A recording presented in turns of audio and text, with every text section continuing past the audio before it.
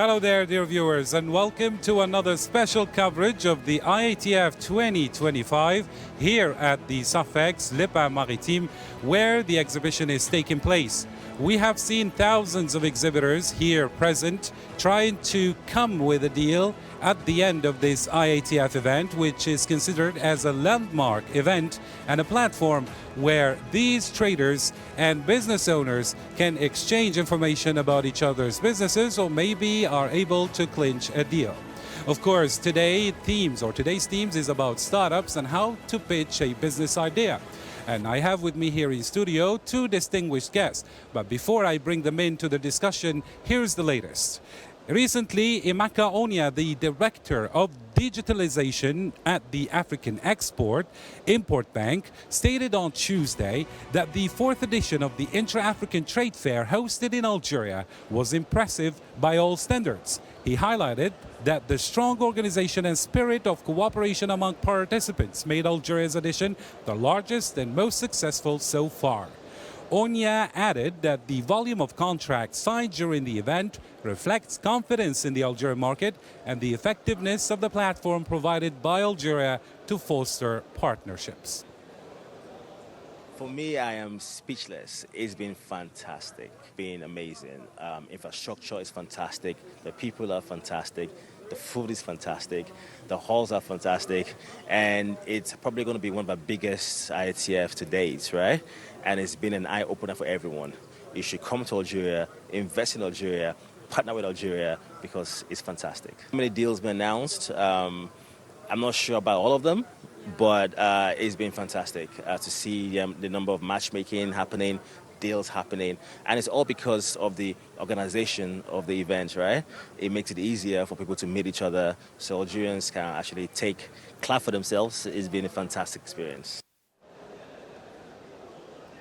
Hello again, dear viewers. So after this latest updates, I am here joined at the studio at the Le Pas Maritime Exhibition Palace by Mr. Noel Kienza of the Canadian Council on Africa. Hello, sir. Hello, sir, and welcome to our special coverage, and thank you for agreeing our invitation.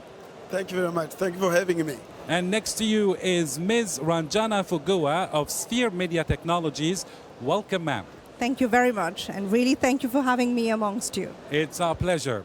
So I begin with you, Mr. Noel Kienza. You've been here at the fair for quite some days now. What is your first impression, and how do you see the edition, this fourth edition, unfolding?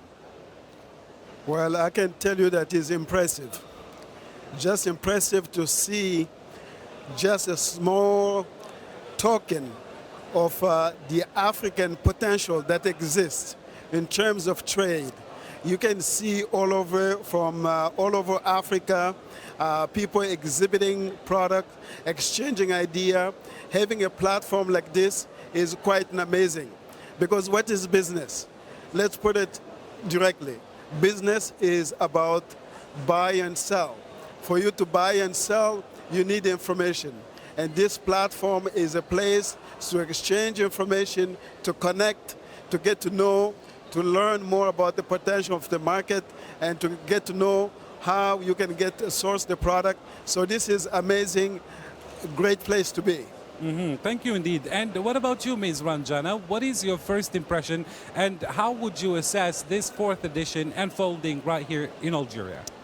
It's amazing. It's an amazing experience, and I have to say it started from the moment that we landed at the airport, right? When we saw so many delegates from so many different African countries, continental and the islands, and I am from Mauritius, right? When we saw so many people heading towards the IATF venue and here attending the sessions, you know, learning about the different regulations, the facilities that we have between countries. This is not something that sitting back home we can learn about. We can learn about it, but when we talk about the people who are actually making things happen, I think this is amazing. You said something, business is about buying and selling.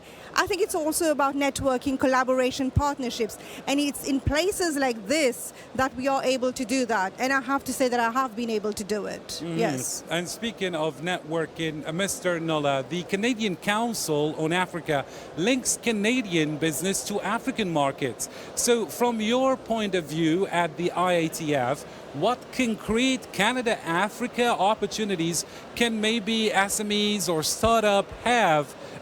They could chase some opportunities here during this week, and we are just one day before the last.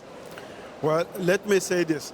The timing couldn't be better for Canada because, as you know, Canada, we are next door to a huge market, which is the United States. Just if you look at, we do like 2 billion of business, a day. Now, with all the challenges, the world that is changing, Canada is looking at to diversify. What a great opportunity to come in a place like this to get to understand the market, the African market. In all the area like agriculture, food processing, we can talk about infrastructure. We can look at the area of environment, energy. There are so many areas we can look at pharmaceutical. So we have so much. But before I go there, I would miss if I didn't mention this. The Algerian has done an outstanding job in welcoming this number of people here. As she mentioned, from the airport in here, I'm just in awe in looking at what has been accomplished already here, just Algeria alone. And then when you look at the whole the African market, I think the timing is great for the Canadian in all this field of businesses that we are looking at.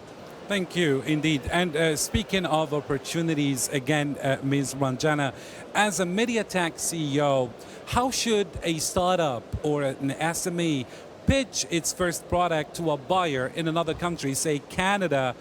What's the pitch hook that works, really? I think the most important thing is to stay genuine, right? It's the genuineness of what you're doing and what you're trying to bring to the market, whatever solution you're trying to bring to the market, it's what comes out, right? And I think the main hook is to actually, you lead with the problem. You don't start with your product. You state what is the problem about, you make it relevant to the buyer, whoever's in front of you, you make it relevant to them, you state the problem, and then you talk about your product. I would say something, we have to avoid jargon. So many times we've seen in the, in the zeal of actually putting yourself forward, of, selling your product, you want to just, sometimes you overpromise. Don't do that. Stay genuine, be real, show that you're coming with a solution, don't use jargons, and try to show that genuineness of how much work you've actually put into this. Stay real, stay relevant to the buyer's market, show that you have understood the market, and then you provide your solution. Then you show how your product is going to bring that solution to the problem. There are so many products out there. Yours could be one of many, but sell your value proposition. Put it forward and try to put that as your USP, which is going to demarcate you from the others. So the secret is to keep it simple. Keep it genuine, keep it simple, and put yourself out there. Thank you indeed. And Mr. Nola, if we are speaking about companies, SMEs, startups trying to do business with other countries, every single country has a regulation that is different from the other. And these could be obstacles and hurdles, especially for startups. And now, what quick policy or trade signal from host governments at the IATF would most encourage Canadian investors or buyers to sign deals? The first thing that, before I get there, the first thing that I want to emphasize is promoting. Most of the time in Canada, we don't know even what is out there. Because if you look at our media focuses in the things that are not exactly what we are looking at. However, in the terms of the countries here, what we need is policies that can allow investors, when they are coming, which is going to be very clear for them, as she mentioned, quality of the product. And we want to know the taxation, making sure that the shipment can be done properly. And because in some countries, you can go there, you want to buy the product, they will tell you sometimes the policies have changed, and the investor want to come, policies have changed. I think the right thing is to be consistent. Make sure that information is consistent, and make sure that we are following information with other countries. But the one thing that I will emphasize for the Canadian investors to Africa, information, information, information. We want at least the producers to have small videos, to have pictures. Sometimes you want to buy something, but you don't even know where it is. So I think the biggest thing that the leadership can do, the government can do, is to promote. They need to promote. Mm-hmm. Thank you indeed. And he pointed to some interesting problems. Now, how would these problems be solved through the IATF platform? So how would these problems be solved? It's, let's just take an example. Let's just say I was a startup. I've come up with a solution, and actually I've met someone who's really doing that. There was a young gentleman who came up to me and said, "Listen, I have developed a payment solution." First of all, it's the approach. The person comes up to you, and you can, like I said earlier, and I'm going to come back again to this, is the genuineness. And it shows the passion. When someone talks about something that they have really worked on for quite a while, it shows passion. It shows that this person believes in it.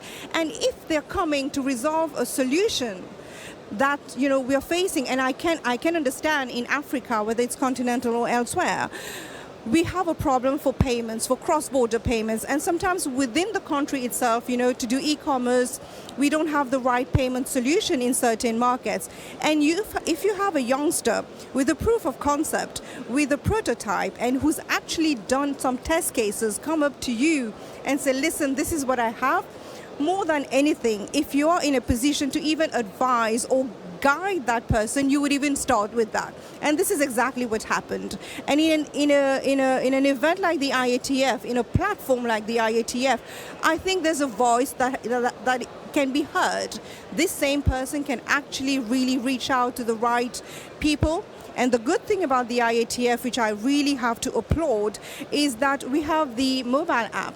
Before even coming to the event, we were able to make contacts and connections and book meetings so that, you could identify who could be a potential buyer, what is it that you want to sell, introduce yourself, and then book these meetings. Whether it's a 15-minute slot or 30-minute slot, you actually get to be heard. And I think this is wonderful. That's been able, you've been able to see happening here. And I'm sure we're getting good results. Mm-hmm. And speaking about the results, so Mr. Nola, how can these results be concrete and on the ground? I mean, how can we move from paper to concrete deals?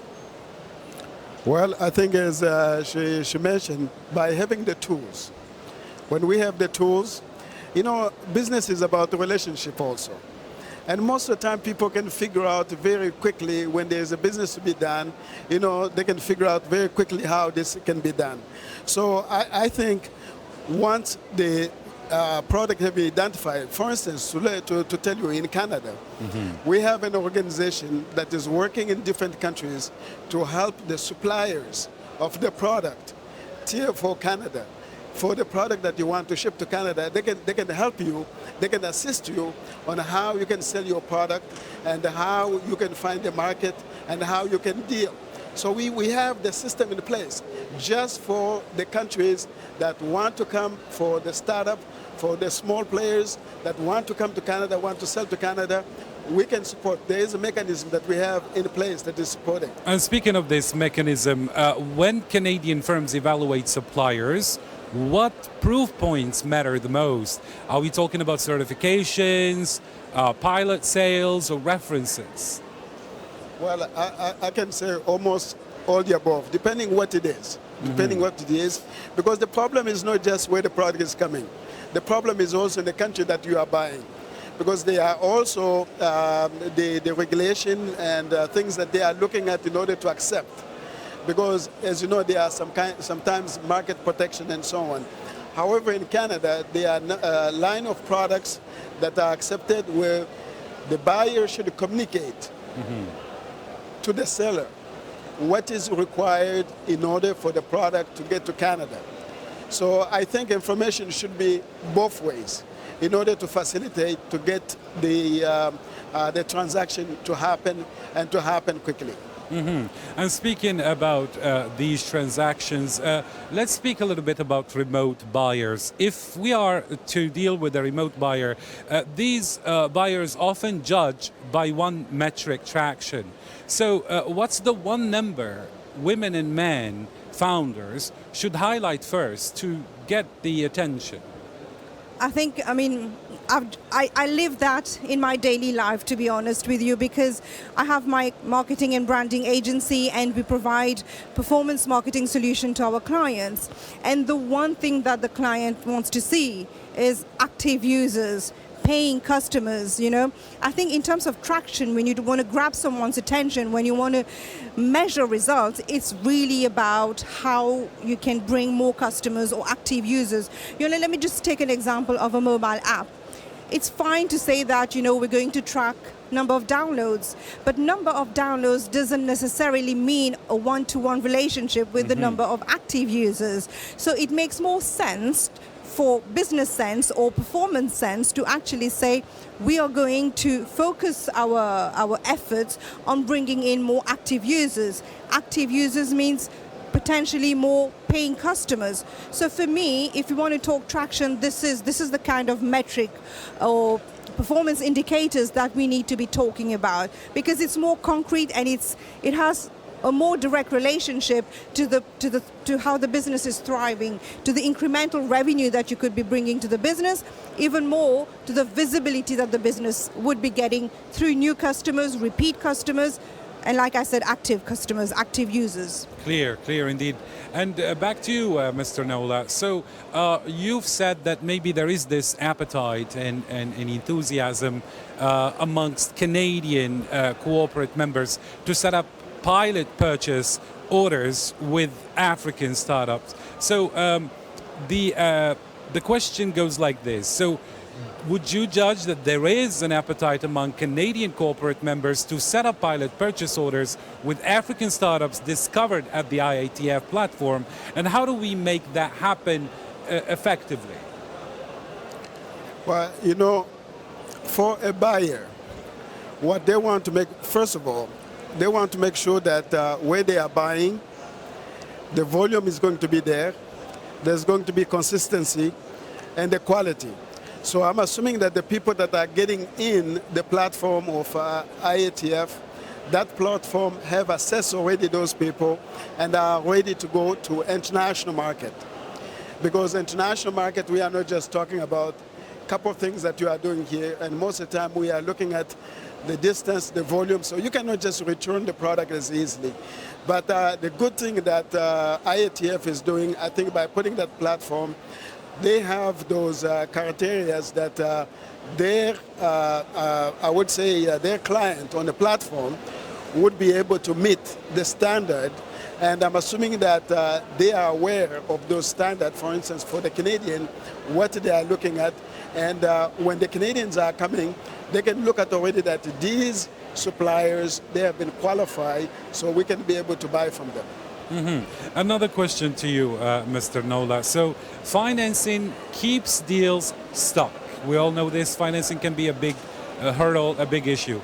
So what kinds of blended finance or guarantee mechanisms would you ask Canadian DFIs or banks to maybe offer for small African exporters? Well, like I said, that has been covered because our Canadian government have put this support mechanism, which is a Trade Facilitation Office of Canada, TFO Canada, which actually work with small suppliers from various countries to help them to access the Canadian market. So there, that's where the support mechanism will be. And we have also, depending again, the type of the product and what it is, there are some mechanisms that are out there that can support the buyers in order to access the product. And I'm quite sure there must be a number of mechanisms that could be there available that to the suppliers to the market like Canada. Now, one thing that I should mention, Canada is waking up now. Like I said, with the situation next door with United States, we are scrambling to try to understand how to deal with other markets. Like I said, most of our Canadian companies are small and medium. They are used to dealing with the United States, where we are doing shipment daily. Now with everything that is happening, we are waking up now looking at, okay, let's look at other markets. So this is why opportunities like this is allowing us to come to learn, to understand what can we buy. Just to give you an example, we have been buying juice like oranges from Florida. When the tax hit, we were looking at where can we buy this? And I'm quite sure there are African countries where we can buy this. Lots of them. But this is something that we need information, we need to figure out because we need it. So we will come up with mechanisms. And this is where institutions are going to follow.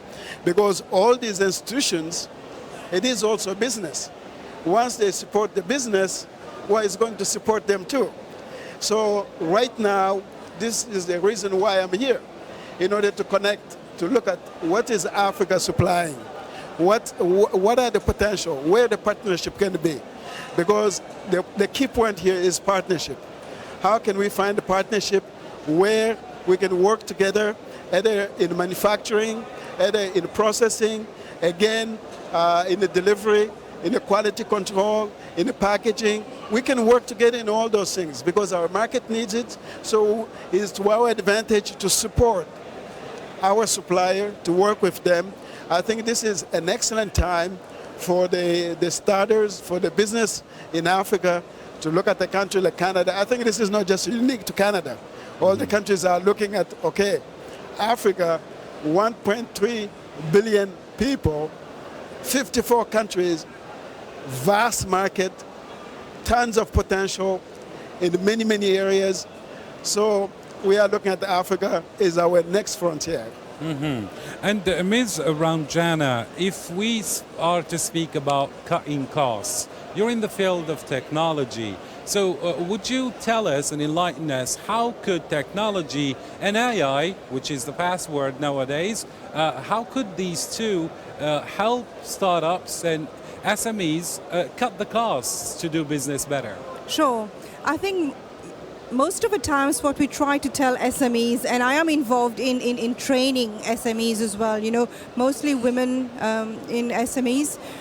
So basically what we try to tell them, sometimes, you know, the ambition is there and you want to do everything at the beginning, but you rightly say that cost is a major aspect to actually, that defines your success or how fast you're successful. I think it's very important to look at, you know, how you can manage your baseline as well. And in your case, you know, like you just said, whether it's your raw materials or anything, but if you talk about the tech side of things, there are so many tools out there that can allow you to remain efficient, to reduce the time it takes to actually from point A in your process to point B, and that actually reduces the time for you to get a result or to be in front of your potential buyer. In terms of tech, I would say, you know, you try, what I usually recommend SMEs or startups is to really look into solutions that may not be extremely expensive or could even be free to help you in your daily process, whether it's about reporting, whether it's about, you know, using cloud, whether it's about using Google Sheets, because sometimes what happens, and it's as basic as this, you know, people would just scribble on paper and then they will forget, oh my God, where did I keep it? So if you're a startup and you know that you want to be there for the long run, I think the adoption of tech, and I would say the intelligent adoption of tech, should be at the very beginning of your process. To be more efficient and to get to where you want to be as quickly as possible. Clear indeed. And Mr. Nola, again, trade expos such as this one often produce memorandum of understandings instead of shipments or direct shipments. So what accountability should organizers or chambers introduce so as MOUs turn into paid orders? Well, MOU normally define basically the relationship, the process that should go. In this case here, that should be indicated in a MOU between the partners to be very strong. Okay, the next step is going to be 1, 2, 3. And that's what should be spelled out in the MOU, which is an understanding that everybody will understand, that these are the steps that where we are going. So I think the organizers, they can help more in creating documents that are very simple. Businesses like things that are straightforward, simple, and to the point, and to say exactly what the transaction is about and what are the next steps, who's going to do what, so is highlighted very easily in that document, so that beside the MOU, as a matter of fact, a lot of businesses, MOU is good, but doesn't mean always much. They want to see action.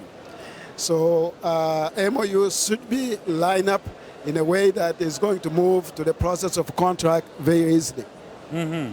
And Ms. Ranjana, from a platform perspective, how can technology shorten contract cycles from intro to payment and for small suppliers? Yes, I mean, definitely. You know, there are so many tools out there that can be used at not major costs to make that process easier. You know, like I said, simple things like Google Sheets. You know, you can use Google Sheets to actually help you track your different activities, even your inventory. You can actually do that. In terms of contract signing, you know, I mean, this is something that even I use. DocuSign, you know, it's digital, it's there, and it's really quick. You know, an e-signature is available. You sign the document, the counterparty signs the document, and the process is done in a jiffy. It's really, really fast. And then we have systems like automated KYC that also reduces, you know, you don't have to make the system complex. You know, you don't have to make things difficult for a startup. You know, I think, you know, this is something that as a hurdle, sometimes it brings motivation down, it adds burden to the process. So simple things like automated KYC, electronic signatures, payment solutions. I know across Africa we have various payment solutions like Stripe and so many other examples that can be used. And we have, you know, platform like project management tools like Trello that can actually be used, and some are even free. Some have like a little fee that, you know, the business can use and the employees can get also involved to make the process from, like you say, from the initial point to getting a contract signed much, much faster and much simpler. Thank you indeed. Very interesting insights. And dear viewers, keep it here. We'll go for a commercial break and then we come back with this interesting discussion.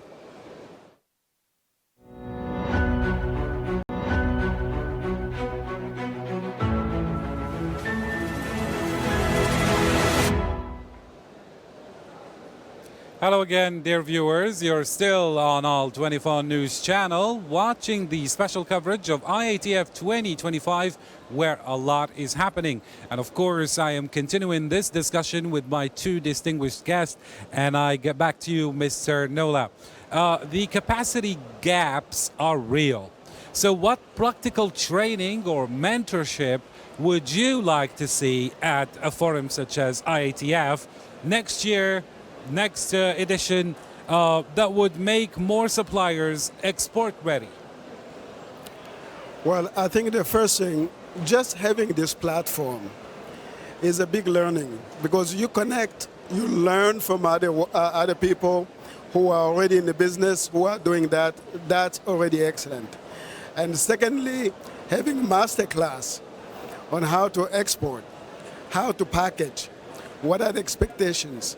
So I think providing those masterclass to the people who are engaging in this business will be a useful tool. Mm-hmm. And what other useful tools would you recommend for a for coming editions at the IATF? Sorry, could you repeat the question? I said, what practical tools would you recommend for coming IATF? Maybe you have witnessed some shortcomings, maybe you have other ideas you would like to recommend? I think let's start with the positive notes, right? I think like I said earlier, there's been a tremendous job done with getting everything organized. You know, you have the mobile app, people are able to connect through the mobile app, they're able to book meetings near the exhibition tables as well. I think one thing that I would want to see as an improvement, maybe, you know, the different sessions that are happening, I think that could be communicated a bit earlier, right? So in terms of communication earlier, register a bit earlier, even though that is being done, it may not be in a very timely manner. I think that is very important. But in terms of an event itself, I would love to see a pitch happening. You know, the likes that we see happening in front of big investors. Why not have something like that here in the next edition of the IATF, like a real pitch at different levels? It could be startups, it could be businesses that exist that have been, you know, were active for quite a few years but were coming out with a new product. I think a pitch would really be something like different and would be very interesting for many people out there. Well, I know that there are a lot of panels about how to make a pitch, how to entice investors and so on. And Indeed. Today, actually, the panel is taking place, and there will be some investors actually present to listen to some presentations of some startups and SMEs. But as you said, there is always room for improvement. And back to you, Mr. Nola, how should national export agencies and trade bodies coordinate post IATF to shepherd perhaps small suppliers from pilot to scale? Well, I'm assuming that they are integral part of this, because IATF is to support countries, to support this export development. So I'm assuming that they should be jumping on board to work with IATF to support their companies in their countries, in their areas, because this is a marketplace that you cannot take for granted. This is a huge marketplace, is giving you the whole world in one place. So I'm assuming that the export agencies should be preparing themselves already on how they can support their companies to work with IATF to know exactly what is needed so that the companies are well supported. And can we speak about maybe the fear or scare factor? Because whenever we speak about Africa, it's always overblown. I mean, when we speak about the risk, the hotspots that exist out there, now what would you recommend for companies, either from Canada or from the Western world, to come and invest because and see for themselves that not the entire Africa is a hotspot, right? Well, as I said in the beginning, promote. I mean, let me tell you an anecdote. As I was leaving Toronto, I said, I'm going to Algeria. Somebody said, oh, that's a desert, right? And what are they do? What are the type of sectors? I said, well, agriculture is one of them. In the desert, okay? So I think what we need to do is to showcase. I mean, I look at your infrastructure that you have. I look at in terms of agriculture, in terms of technology. If I'm an investor coming here, I want to know that I will find skilled labor. I will find potential partners. I don't need to import the laborers with me because that's going to be the cost. I need to know that there are infrastructures here that I can telecommunication, transportation, and shipment. All these we have here. But we need to promote it. Mm-hmm. And I keep hearing people, oh, listen, our people from the diaspora are doing it. No, that's not enough. Exactly, this is what people think. Africa is one country. They don't know that there's 54 countries. True. And secondly, Africa, there's war, there's disease, people are poor, there's nothing. But we are learning that 60% of arable land is in this continent that is waiting to be produced, waiting to be processed. And we are learning that If you look at 40% of natural resources is in this continent. Critical minerals are on this continent. We are talking for power, energy. I mean, as I have been working on this IATF, I'm blown to see the type of technology, what Africans are already doing, how advanced they are. We are talking about mobile payment. Sometimes we are not even advanced on that space. You know, we need to promote, we need to show, we need to do it regularly, coming up with videos, showcasing, so that in other countries, we don't wait. You know, the other thing, Africa, we are waiting for somebody to promote us. Mm-hmm. We are in a competitive world. You have to be out there yourself. Mm-hmm. And if anything that I would say to any country, any organization, put the information out there on the YouTube, any platform that they can find. Take a video so that people can see. Because when you tell that we have farmers, people think that in Canada, they think that they are small gardens. Because they are saying that Africa people are starving, but which is not the case. You can produce the food, okay? You can produce the food. I was being shown the video about southern Algeria. And before we were talking about manufacturing equipment. And so I was looking at, well, which equipment would they be looking at here? Are they looking at that small truck? As soon as they show me a video, I look at the equipment they are using already. I said, oh, this is up to our island, you know? We can deal with them. So what my message to the leadership, whether IATF or countries, export promotion, showcase what you have. And let me say this. When I look at this marketplace, who are leading business here? Women are leading business, okay? But what do they tell us about African women? We got to help them, poor women. They are the one that leading economy. I think we need to show the people that if you want to deal with real entrepreneurs that has hands-on, that are real managers, that know how to do it, you got to be talking to African women, you know?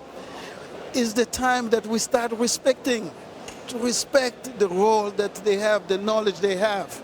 And I think this is the time that we need to do this.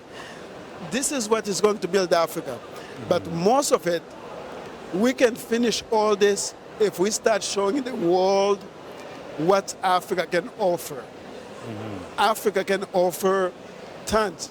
You have a younger population, dynamic population. Look at how many universities are in these countries. How many young people are being trained. I mean, look at the area of technologies. I mean, I have been visiting different technologies here. I'm looking at them going, and I'm seeing different African countries that are displaying here. And I'm going, Canadians are going to be looking at the African to say, oh, these are great partners that we need to work with. Mm-hmm. It's a partnership. Because you know what? I can take my briefcase, I can just take my thing in my memory stick and come here. You are a partner, and we start manufacturing because you have capacity here. And we can do it here. I don't need to bring water from Canada. Okay, if we want to do, you know, whether it is juice or whatever that we want to do, we can package it here. Africa, we have almost everything in Africa. Mm-hmm. We have a huge market. All the resources you need is here in Africa, indeed. Exactly. And of course, Ms. Ranjana, so Mr. Nola was highlighting the fact that Africa is really rich and it has a lot of resources, and even technology it does possess. Even if it's not the technology that was made in Africa, it's something important from the West. Now, if we look at the African countries, a lot of them possess good infrastructure. He was highlighting something about technological infrastructure. You cannot do business if you don't have that, right? Because everything is remotely done, and you are in the field of media and technology, exactly, and you know better. So if we speak about the infrastructure when it comes to roads, or when it comes to railways, Algeria has done its part. It's been building for quite a decade now. Mm-hmm. And we have everything developed. Even the fiber optic, we have it. Now, we're waiting for other African countries to do their part too. to meet us halfway, Sure, in a way, sure. right? If you see other countries such as Egypt and many African countries for that matter, they have that infrastructure already. But then we don't trade amongst us, Exactly. African people. So if we can bring technology from the West, bring the know-how from the West, Yes. this can be done so quickly. So what can you propose in the field of media and technology that help promote all this and say that everything is here and everything is ready, we're just waiting to start? I'm going to just share a quick experience that I've had only today. I've had quite a few experiences today. I'm going to talk about the one. I met a lady earlier who actually was talking about pharma, how, you know, she's brought technology and even AI into understanding and evaluating, you know, as simple as the drug that you're taking, you know, and whether you know, how much of it that could lead to complications, or what two drugs you could be taking together. And she's integrated technology for that evaluation and assessment. I hear you when you say that, you know, we should be bringing technology from the West. I think, yes, we should be doing that. Africa should be doing that. The different markets should be doing that.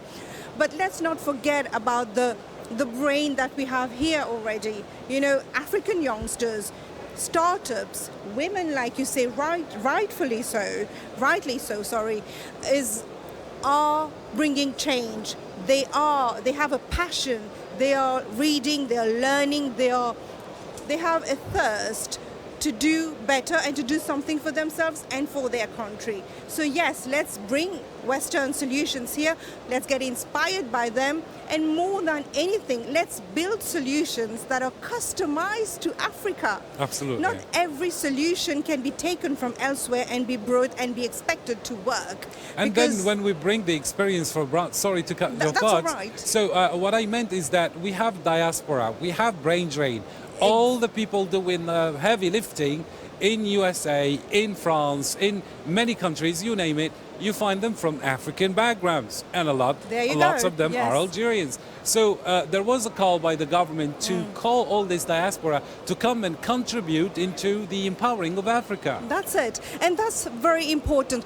People need to feel that they're valued.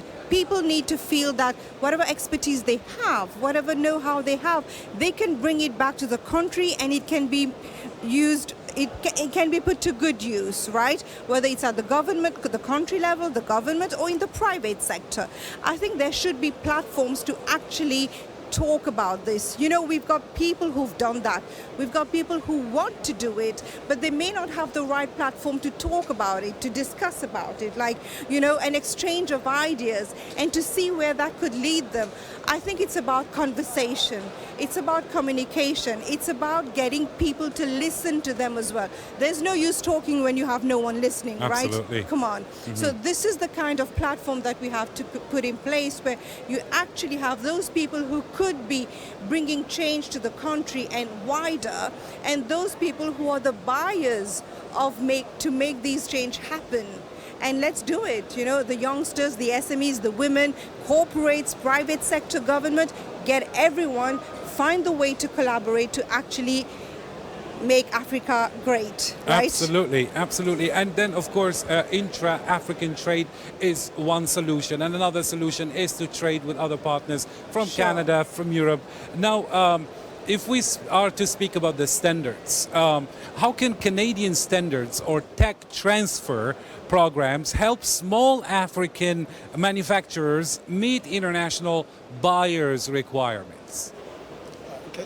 So my idea is, how can Canadian standards or tech transfer programs help small African manufacturers meet the international buyers' requirements? Now, of course, in Canada, they're not going to buy any product just like this. They have certain standards, certain requirements. Now, how can we transfer that information for the small manufacturers, African small manufacturers, so as they meet these standards and requirements?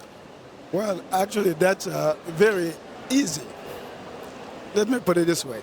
If I need something from you, I will do my best to make sure that I provide you information you need so that you can send that to me. Let's say if I want to buy banana from you, I will tell you how you package that banana so that I can be able to sell it, so that I can be able to get it. The most important thing here is, I know what you are asking, but for me, where I'm trying to emphasize, the most important thing is information. I want to make sure that you have capacity to produce the banana. The standard will be jumping very quickly because we need it. We'll give you the tools that you need in order for us to do the transaction. So Canada, like I said already, we have a program that is helping small suppliers. And we can do more of that. But as we grow this market, we will definitely try to adjust. You know that sometimes the market can also dictate. We may have one way that we are accustomed to buying it. We can readjust. We can say their way maybe is the better. Okay? So it's not one way straight. I want just to jump something that the mindset that the West is the best. We need to change that. Okay? Sure. We need to change the mindset that the West is the best. We are all, everybody, we are working, we are developing, whether it is infrastructure, whatever, everywhere, everybody are developing, okay? If you look at in the fintech, mobile financing, look, Africa is way ahead. Some of us, we are still lining to the banks, okay? Africa is transacting, you know, in places. So what I would like to say, as my sister here just said, we have in the diaspora people that are training there, that are working there. We need just to let them know what's happening here, because sometimes we are disconnected. We don't even know what's going on. Once you get to know, you find out, gosh, I can go back home and I can go into support, you see? So I think the whole idea, and actually that's the mindset that has been eluding the young people, thinking the West is the best, let's go to the West, and then they go there walking around the street without having a job. No. Here we have everything. This is why we got to promote. We got to show them the potential that's coming. That's where entrepreneurship will come. This forum here, this is the 4th edition. Each year is picking up. Now, I'll be going to Canada, and I can show all these pictures and say, you know what? Over 30,000 people coming from all over, we're doing business there. Somebody's going to say, in one place? Yes, in one place you can meet all these people. Then they start learning. Just look at, just take an example again where it is hosted here in Algeria. Algeria is connected to Europe. Algeria is close by to the Middle East. Algeria is connected to Africa. Did you see the size of the market? So once somebody comes here and look at it, go, oh, wait a minute. Is this the size of the market? I didn't have a clue. I told you that Canada, our businesses are small, medium. Sometimes they will be intimidated to come here and look at it going, geez, I didn't know that this is what it is. Africa needs to start believing in itself. Absolutely. Africans need to start believing in its potential, in the resources, and what they have. Africa has what the world don't have. It's younger, dynamic labor force. Okay? In the West, population is aging. True. Okay? Without migration, we are finished. Now, let me tell you, for instance, in the West, many universities could not carry on because of COVID. Because people were coming from outside. Now, if we start giving that training, what we need to build in Africa, skilled labor. We need to transfer the skills. We need to help our young people so they can learn the mechanical, the transformation, the mason, the carpenters, and so on. These are the things that we need to build with the continent. Thank you We have indeed. everything that we need. So, Mr. Nola Kienza, you are the Canadian, you are of the Canadian Council on Africa. Thank you indeed for all these insights and for being here today.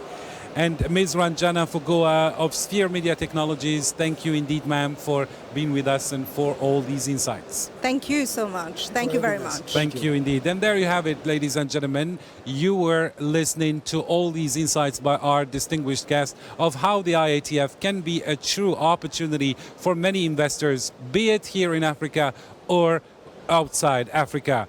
And we will continue with this special coverage in the coming days. And until next time, have a good one.